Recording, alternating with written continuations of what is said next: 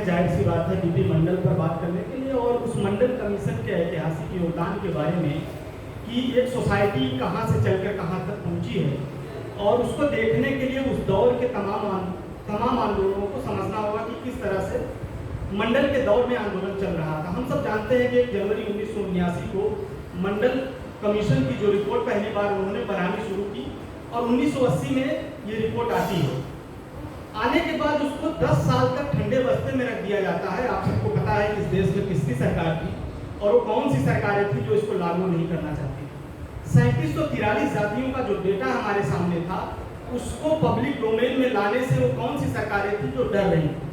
इसको जानने के लिए आपको संविधान सभा की डिबेट में जाना होगा। आप सब जानते होंगे कि जब संविधान सभा में डिबेट चल रही थी तो जिस देश में बोला जाता है कि नेहरू प्रगतिशील थे, सेकुलर थे, तमाम चीजें थी, पिछड़ों के हितैषी थे, लेकिन ये बहुत दुर्भाग्य की बात है कि उस संविधान सभा में नेहरू ने एक शब्द नहीं पिछड़ों के बारे में बोला है।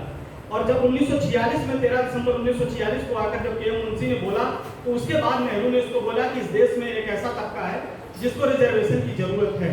लेकिन इस बात को समझने के लिए काका कालेलकर की जब रिपोर्ट आई तो उस रिपोर्ट को भी दबाया गया। और आप सब जानते हैं कि उस रिपोर्ट में पिछड़ी जाति जो लोहिया का कॉन्सेप्ट था कि सभी महिलाएं शोषित हैं, तो उसमें भी ये था कि सभी महिलाएं शोषित हैं और तमाम इस तरह की चीजें थी। लेकिन नेहरू ने जो एक लेटर लिखा 1961 को कि अगर आरक्षण लागू होगा तो देश रसातल में चला जाएगा। ये जो पूरा कांग्रेस का इतिहास है, आरक्षण विरोध का एक इतिहास जो है उसको भी इसके दायरे में समझना होगा। और ये बात इसलिए इस बात को हम इसलिए नहीं छुपा सकते हैं कि हमारा इंडिया अलायंस में कांग्रेस है या इसलिए हम इस पर बात नहीं करेंगे। हम एक मूवमेंट पर बात कर रहे हैं और बीपी मंडल पर बात कर रहे हैं। तो आप सबको यह भी पता होगा कि जब मधेपुरा में एक दलित समुदाय पर जब अत्याचार होता है तो बीपी मंडल ने कांग्रेस से नाराज होकर सोशलिस्ट पार्टी ज्वाइन कर ली और ये 1965 का दौर। और ये भी बात हम सबको समझनी होगी कि बीपी मंडल को जिस तरह बताया जाता है कि राजा थे, सामंत परिवार से थे, तो मुझे लगता है कि ये परिचय कहीं ना कहीं उनके कद को ये बताने की कोशिश की जाती है कि आप ये बात करेंगे तो लोहिया किस परिवार से आते थे, तमाम सोशलिस्ट लीडर किन परिवारों से आते थे। बात यह है कि किन जातियों किन वर्गों से लोग आते हैं महत्वपूर्ण नहीं है, किन वर्गों से आकर लोग किनके लिए काम करते हैं ये ज्यादा महत्वपूर्ण है। अब जो इस देश में आप सब जानते होंगे कि बीपी सिंह को क्या नहीं बोला गया। बीपी जब वोकर्स का घोटाला हुआ तो तमाम लोग इस देश में बीपी सिंह को नायक की तरह देखते हैं और ये बोल रहे थे कि राजा नहीं रंग है। बाद में नारा लगाने लगे कि राजा नहीं रंग है, देश का कलंक है। उसके पहले नारा लगता था कि राजा नहीं फकीर है, देश की तकदीर है। तो ये जो नारा बदल रहा था 1990 में और उस 1990 में लागू होने के बाद जो सबसे खास बात है कि बीपी मंडल का ये योगदान है कि हम दो चीजों पर बात कर रहे थे। अभी यहाँ बातचीत चल रही थी कि हम सांस्कृतिक दायरे में कहीं न कहीं पीछे हो रहे हैं। तो मैं ये बहुत गारंटी से बात कर सकता हूँ कि ओबीसी जो है अपने संवैधानिक नायकों को भी नहीं पहचानता।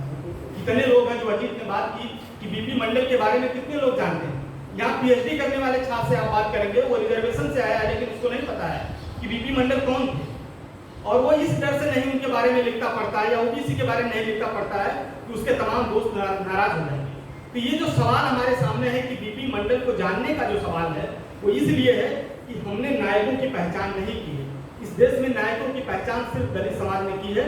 और आप समझिए कि अब जब हम बात करते हैं कि बिरसा की बात करते हैं, उसके बाद तमाम सांस्कृतिक नायकों की बात करते हैं, लेकिन हम कभी क्या जयपाल सिंह मुंडा की बात करते हैं जिसने संविधान सभा में एसटी रिजर्वेशन के लिए अलग से मांग की, जिसने डिबेट किया हो कि लागू होना चाहिए एसटी रिजर्वेशन। इसी तरह बीपी मंडल का इस देश में ओबीसी को अपना नायक तय करना होगा कि उसका संवैधानिक नायक कौन है और अब तक का संवैधानिक नायक कौन है। अगर ओबीसी को आरक्षण मिला है तो किस वजह से मिला है। और तमाम लोग और उस दौर में सब जानते होंगे कि इसी दिल्ली विश्वविद्यालय में जो है गोस्वामी और तमाम चौहान छात्र ने सबसे पहले जो है यहाँ आत्महत्या की।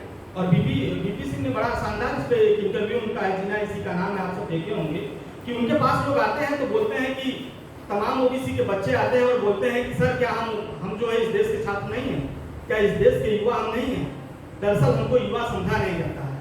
हमारी इस देश में आबादी 60% है, 52% है, लेकिन दरअसल उन लोगों के मन में हमारे लिए जरा सा भी हमारे लिए न्याय नहीं। तो ये जो न्याय का सवाल है, जो अमित भाई कह रहे थे कि माझी जो बोलते हैं कि उस समाज से आने वाला कोई व्यक्ति आईएएस क्यों नहीं है, इस सवाल पर भी विचार करना होगा। और सवाल जब न्याय का आता है तो आपको न्याय के पक्ष में खड़ा होना होगा। और जो न्याय का सवाल है 1990 में बहुत सारे और उन लोगों को भी याद करना होगा आज सब देखते होंगे तमाम लोग हैं जो बाद के दिनों में राइट विंग के साथ खड़े हो गए, तमाम ऐसे लोग हैं जो राइट विंगरों के साथ काम करने लगे, तमाम लोग जाकर संगठनों में, सरकारों में। लेकिन ऐसे लोग में रामविलास पासवान का योगदान कौन भूल सकता है मंडल कमीशन के? लालू प्रसाद यादव, शरद यादव और मायावती जी का योगदान कौन भूल सकता है? और सबसे पहले इस देश में मंडल कमीशन की सिफारिशें लागू करने वाले नेताजी को कौन भूल सकता है, जिनके लागू करने के बाद तमाम लोग पंचायत में और तमाम लोग प्रधान, महाप्रधान और तमाम लोग कह सकते हैं कि उस दायरे में आने लगे जो आगे चल के सांसद और विधायक बनेंगे। तो मंडल कमीशन के आने के जो ओबीसी का जो साइलेंट रेवोल्यूशन है, जिसके बारे में जफरवर्ड बात करता है कि इंडिया साइलेंट रेवोल्यूशन, जो 2003 में किताब ही पूरी लिखी है कि किस तरह से ओबीसी का जो मूवमेंट है इस देश में बहुत साइलेंट तरीके से चल रहा है। और इस बात को समझने के लिए एक बात और मैं जो कहना चाहता हूँ, और वो हमेशा बोलता हूँ जब भी बीपी मंडल की जयंती आती है, जब भी मंडल कमीशन पर कई बात होती है, तो आप सब जानते होंगे कि इसके खिलाफ सबसे बड़ा भाषण राजीव गांधी ने दिया 7 अगस्त 1990 को ही। 42 पेज का भाषण है, संसद की आर्काइव में आप सब पढ़ सकते हैं उसका पीडीएफ। और यही नहीं, शंकरानंद, कमलनाथ, तमाम कांग्रेस के नेताओं ने संसद के अंदर इसका विरोध किया। लेकिन ये मंडल कमीशन लागू क्यों हुआ, इसके लिए बीपी सिंह को कभी नहीं भूलना। मंडल कमीशन की जो सिफारिशें थी, और बीपी जब पहला ही इस देश में सबसे बड़ा दुर्भाग्य ये भी है कि तमाम इंटेलेक्चुअल हैं, आप उनसे बात करेंगे, उन्होंने अभी मंडल कमीशन तक नहीं पढ़ा होगा, वो मंडल कमीशन कभी खोलते ही नहीं। दरअसल वो सुनी सुनाई बातों पर विश्वास करते हैं और उसी के अनुसार चलते हैं। इस देश में जब मंडल कमीशन का पहला ही पेज खोलेंगे तो पहली ही लाइन उस पर लिखी हुई है कि समानता केवल समान लोगों में होती है, असमान को समान के बराबर रखना, असमानता को स्थिरता प्रदान करना होगा। अभी हिंदी की बात आ रही थी तो हिंदी के एक बहुत बड़े आलोचक नामोर सिंह थे, वो बोलते थे कि भाई अगर आरक्षण लागू होगा तो क्षत्रियों के बच्चे कहाँ जाएंगे। तो ये जो सवाल है, जो हिंदी का जो एकेडमिक जगत है, आप कह सकते हैं कि इसी जेएनयू के अंदर तमाम प्रोफेसर हैं जिन्होंने मंडल कमीशन के खिलाफ आर्टिकल लिखे, तमाम लोग हैं जिनका आप नाम ले सकते हैं। और ये बात मैं इसलिए कह रहा हूँ कि जब मंडल कमीशन की सिफारिशें आई तब इस देश में 5% ओबीसी नौकरी थी, और जब 1952 की पहली लोकसभा में कितना ओबीसी है वो भी आप सब देख सकते हैं। तो ये जो सारी बातें हैं, ओबीसी मंडल कमीशन के लागू होने से ओबीसी में राजनीतिक चेतना का विस्तार हुआ, जिसके एवज में आप सब जानते होंगे इस देश में ओबीसी एक आवाज भी है कि आप 69,000 शिक्षक भर्ती का घोटाला हो रहा है तो ओबीसी सड़क पर है और विरोध कर रहा है, और कोर्ट को निर्णय देना पड़ रहा है कि 19,000 सीटों का घोटाला हुआ है। इस चेतना के विस्तार की वजह से हुआ है, और ये इसलिए बीपी मंडल के मंडल कमीशन को और उस दौर के तमाम नेताओं को याद करने की जरूरत है। एक बात बीपी सिंह ने जब मंडल कमीशन लागू हुआ तो उन्होंने बोला कि मंडल रूपी बच्चे को मैंने माँ के पेट से बाहर कर दिया है, अब कोई ऐसा नहीं है जो इस बच्चे को जो है अंदर कर सकता है। तो ये जो मंडल कमीशन जो हम सबके सामने है, सबसे बड़ी बात है कि उसको पढ़े जाने की जरूरत है, समझने की जरूरत है कि उसमें सिर्फ ओबीसी नहीं, ओबीसी दलित जातियों का भी जिक्र है, और अति पिछड़ी जातियों को पट्टे देने की बात है, निषादों को नदियों के किनारे पट्टे देने की बात है, तमाम ऐसी जो भूमिहीन जातियां हैं उनके लिए बात है, और यहाँ तक कि प्राइवेट सेक्टर में आरक्षण की भी बात की गई। जो लोग ये बात करते हैं कि अति पिछड़ों के लिए मंडल कमीशन में कोई ऐसी बात नहीं है, दरअसल उन्होंने मंडल कमीशन के पन्नों को पलट कर नहीं देखा है। 40 रिकमेंडेशन में आपको कई ऐसी रिकमेंडेशन है जो अति पिछड़ों की बात कर रही हैं, जो पट्टे की बात कर रही है, भूमिहीनों की बात कर रही है, और प्राइवेट सेक्टर में आरक्षण की बात कर रही है। आज जो सवाल, सबसे बड़ा सवाल हमारे सामने है कि सरकारी सेक्टर में नौकरियां जिस तरह खत्म की जा रही हैं, प्राइवेट सेक्टर के आरक्षण की बात क्यों नहीं की जाए। अभी तमाम लीडर, तेजस्वी यादव, अखिलेश जी, तमाम लोग ये बात कर रहे हैं कि प्राइवेट सेक्टर में आरक्षण होना चाहिए, चंद्रशेखर रावत बात कर रहे हैं इसकी। तो तमाम ऐसे लीडर है। अब आरक्षण की जो लड़ाई है, जो मंडल पार्ट 2 आपने देख लिया है, अब जो मंडल कमंडल का जो नारा है उसको विस्तार देने की जरूरत है, और प्राइवेट सेक्टर में आरक्षण की भी बात की जानी चाहिए, जो मंडल कमीशन की एक सिफारिश है। और अब पिछड़ों के रिजर्वेशन की जो बात है, वो रिजर्वेशन पट्टों की बात है, भूमिहीनों को जमीन देने की बात है, इससे बड़ी बात मंडल कमीशन में और क्या हो सकती है। जो लोग इसका विरोध करते हैं, जो लोग नहीं समझते हैं, वो लोग कभी उस कमीशन की रिपोर्ट को नहीं देखते हैं। अब बात ये आती है कि मंडल कमीशन का भारतीय सोसाइटी पर इम्पैक्ट क्या है। हम में से तमाम लोग जो भारत के विश्वविद्यालय की चारदीवारी के अंदर पढ़ने के लिए आए हैं, वो मंडल कमीशन की वजह से आए। मैं ये नहीं जानता था कि मंडल कमीशन की रिपोर्ट क्या है ये फर्स्ट ईयर में, लेकिन मेरा एडमिशन जो है ओबीसी कैटेगरी में हुआ। मुझे जो हॉस्टल मिला था, मैं ओबीसी कैटेगरी, मुझे हॉस्टल नहीं मिला था क्योंकि बनारस हिंदू विश्वविद्यालय में ओबीसी रिजर्वेशन लागू नहीं है। सोचिए, इस देश का दुर्भाग्य है कि जब मंडल कमीशन की 2 सिफारिशें लागू हो चुकी हैं, हायर एजुकेशन में आरक्षण लागू हो गया है, तो सिर्फ जवाहरलाल नेहरू विश्वविद्यालय को छोड़कर किसी भी भारत के सेंट्रल यूनिवर्सिटी में ओबीसी रिजर्वेशन जो है हॉस्टल में नहीं लागू है। यही बगल में आपने दिल्ली विश्वविद्यालय, वहाँ भी नहीं लागू है, जामिया है वहाँ भी नहीं लागू है, अम्बेडकर विश्वविद्यालय वहाँ भी नहीं लागू है। तो भारत के जितने भी सेंट्रल यूनिवर्सिटी हैं उनमें आरक्षण कहीं भी लागू नहीं है। इंडियन एक्सप्रेस का ये डेटा कहता है कि मंडल कमीशन के लागू हो जाने के बाद भी भारत सरकार की नौकरियों में सिर्फ 13% लोग हैं। तो ये सवाल आपके सामने ये उभर कर, हम मंडल जब बीपी मंडल पर बात कर रहे हैं या मंडल कमीशन पर बात कर रहे हैं तो इन सारे सवालों पर बात करना चाहिए।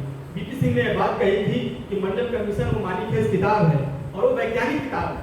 अब कह सकते हैं कि आप उस किताब को पढ़ेंगे, तमाम इतिहासकारों के कोटेशन है, तमाम समाजशास्त्रियों के कह सकते हैं कि उसमें बातचीत है। उसमें सिर्फ कोई बीपी मंडल का सर्वे नहीं है, उसमें तमाम जातियों पर बात की गई है कि किस तरह जातियों का स्ट्रक्चर है अलग अलग। यहाँ तक कि जब बहुत सारे लोगों को पता नहीं है कि गिरिपुरी गोस्वामी भी ओबीसी में आते हैं, जो ब्राह्मण जातियां भारत की, जिनके साथ वो खुद उनको नहीं पता है, वो चले वो आते हैं कैंपस में प्रोफेसर बने ओबीसी से, लेकिन वो बात सवर्ण की करते हैं। तो ये ऐसे प्रोफेसरों को भी बात की जानी चाहिए कि जो गिरिपुरी गोस्वामी जैसी जातियां हैं, जो मंडल कमीशन का आरक्षण लेती हैं लेकिन ओबीसी का विरोध करती हैं, ये सब भी समझने की जरूरत है। तो मंडल कमीशन एक ऐतिहासिक दस्तावेज है और बीपी मंडल इस देश के उन नायक हैं जिन्होंने कह सकते हैं कि पिछड़ों के साथ न्याय किया। बहुत सारी बातें हैं, बहुत सारे कोटेशन हैं जिस पर बात की जा सकती है कि जातियों के बारे में मंडल कमीशन में बीपी सिंह ने क्या बोला। यहाँ तक कि जो मैं एक बात कहना चाहता था कि भारत में जो पिछड़ों की बात हो रही है, बीपी मंडल ने भी उसका जिक्र किया है कि भारत में एक दलित ओबीसी जातियां हैं। बाद में नेताजी ने तमाम जातियों को एससी में शामिल करने की बात की थी। वो सारे सवाल हमारे सामने हैं। तो ये इसलिए तमाम ऐसी जातियां, क्या रिजर्वेशन 2 भागों में बढ़ जाएगा तो उससे तमाम जातियों को न्याय मिल जाएगा? रिजर्वेशन का फार्मूला है कि अंतिम व्यक्ति तक कैसे पहुंचे, उसके लिए तमाम तरह के नियम बनाए जाने चाहिए। सिर्फ उसका बांट देना आरक्षण वो नहीं हो सकता है। तमिलनाडु का मॉडल लागू हो सकता है, इस तरह के दक्षिण भारत में कई तरह के मॉडल जो उत्तर भारत में लागू किए जा सकते हैं, जिससे अंतिम पायदान में बैठे व्यक्ति को भी आरक्षण मिल सकता है। तो इन सारे सवालों पर बातचीत होनी चाहिए। आप सबने बोलने का मौका दिया, इसके लिए शुक्रिया। धन्यवाद बलविंदर भाई, आपने शानदार व्याख्यान दिया मंडल कमीशन पे और उसके मूवमेंट पे और वर्तमान परिस्थितियों पे। एक मुद्दा बार बार सामने आ रहा है कि जो है ईबीसी के मतलब कुछ जातियां हैं जो खुद को ईबीसी मानती हैं, खैर उत्तर प्रदेश में वर्गीकरण हुआ नहीं है, लेकिन उनका ये मानना होता है कि मंडल कमीशन ने हमारे कुछ नहीं किया। मैं कुछ डाटा आपको बताना चाहता हूँ। अभी मैं हाल में श्याम सिंह यादव जी की पुस्तक पढ़ रहा था, वो उस समय बता रहे हैं कि 1957 के आसपास जो एसपी हैं उत्तर प्रदेश में 96 एसपी हैं, तो उसमें से मात्र 2 बीसी हैं, 1 एससी हैं। 300 के आसपास जो है कि डीएसपी हैं, उसमें से मात्र 16 एससी हैं और 4 ओबीसी हैं। तो आज कितना सारा जनसंख्या बढ़ चुकी है। मैं इस माध्यम से बस इतना कहना चाहता हूँ कि कोई भी मूवमेंट हो, एक दिन में सफलता नहीं मिलता है, एक दिन में आप जो चाहते हैं आइडियल वो चीजें नहीं आ जाती है। लेकिन अब हम कहेंगे उस चीजों को भूल जाएं तो ये मूवमेंट से गद्दारी है, उस व्यक्ति के साथ गद्दारी है जो शुरू से उस चीजों से लड़ता आया है। आज हमारे पास जो है कि इतने सारे लोग हैं, इतने सारे पढ़े हुए लोग हैं। आज मैं खुद एक अधिपिछड़ा समाज से आने वाला व्यक्ति हूँ और मैं यूनिवर्सिटी में स्पेस पाया हूँ, तो मैं इसके लिए मंडल कमीशन का आभार व्यक्त करता हूँ, पूरी तरह से आभार व्यक्त करता हूँ। हाँ, मेरा प्रयास है कि आगे और लोगों तक पहुँचे, उसमें और सारे उपाय हों। जैसा प्रविंदर भाई ने कहा कि मंडल कमीशन में 40 सिफारिशें थी, वहाँ 2 सिफारिशें नहीं थी। समाज ऐसा रहा है कि 2 सिफारिश लागू करने में कितने आग लग गई, कितने लोग आग के हवाले चले गए, कितने लोगों ने क्या क्या गालियाँ दी। गालियाँ हम आज मुंह से बोल नहीं सकते, ऐसी गालियाँ हमारे नायकों को दी गई है। तो क्या हम उन नायकों को भूल जाएंगे? क्या मंडल साहब को भूल जाएंगे, कैपुरी साहब को भूल जाएंगे, बाबा साहब को भूल जाएंगे? आज बहुत सी जातियां जो बाबा साहब को नहीं मान रही है। इसी समय हमने देखा है कि जो ये वर्गीकरण का सुप्रीम कोर्ट का फैसला आया है, तो बहुत सी जातियों में बाबा साहब के बारे में अफसर दिखे हैं। लेकिन ये सरासर अन्याय है उन लोगों के प्रति जिन्होंने आपके लिए कुछ सोचा है, जिन्होंने अपना नींद त्यागा है, चैन त्यागा है, सिर्फ आज इसलिए कि आप यहाँ पहुंच सके, पढ़ सके। हमारा ये प्रयास है कि वो हर व्यक्ति तक पहुंचे। लेकिन ये जो मूवमेंट चलता है उसमें कोई अचानक सफलता नहीं मिलती है कि जो हम चाहते हैं तुरंत मिल जाए। आखिरी पायदान तक पहुंचते पहुंचते वक्त धीरे धीरे रिस्क के धीरे धीरे आएगा।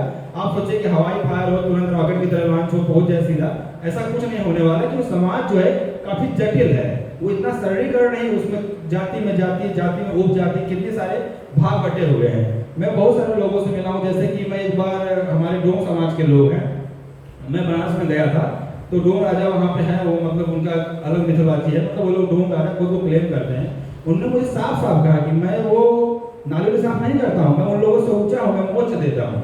जबकि वास्तविकता मतलब अगर हम वास्तव में देखते हैं तो एक अलग समाज की महिला जो है कि सीएम बन चुकी हैं, जो कि जिस समाज की वो बात कर रहे हैं डोम समाज की, तो वो लोग अभी वास्तविकता में पीछे हैं। लेकिन जो समाज का जिस तरह से स्ट्रक्चर है, जो सांस्कृतिक करण है, उस हिसाब से बहुत लोग बहुत तरह के असरसन करते हैं। तो कहने का मतलब समाज इतना जटिल है कि आप उसको एक बार में समझ सकते हैं, ना उसकी समस्याओं का एक बार में समाधान कर सकते हैं। इसलिए आप मूवमेंट करिए, लड़ाई लड़िए, अपने हक की बात करिए, लेकिन उन लोगों को मत भूलिए जिनके कारण से आप आज यहाँ हैं। अगर आप यहाँ होते ही नहीं तो कैसे लड़ाई लड़ते? मैं यहाँ खड़ा हूँ कैसे बात रखता? आज मैं यहाँ खड़ा हूँ, बातें रख सकता हूँ, परविंदर भाई बात रख सकते हैं, शशांक भाई बात रख सकते हैं, सभी लोग बातें रख सकते हैं। तो कहने का मतलब है कि किसी भी नायक को नहीं भूला जाना चाहिए, सबको साथ लेके चलना है और सबकी बातें सुननी है, सबकी बातें जाननी है। और इसके अलावा मैं आगे अभय सर को बुलाना चाहूँगा। अभय सर आए, अपनी बात रखें। धन्यवाद सर।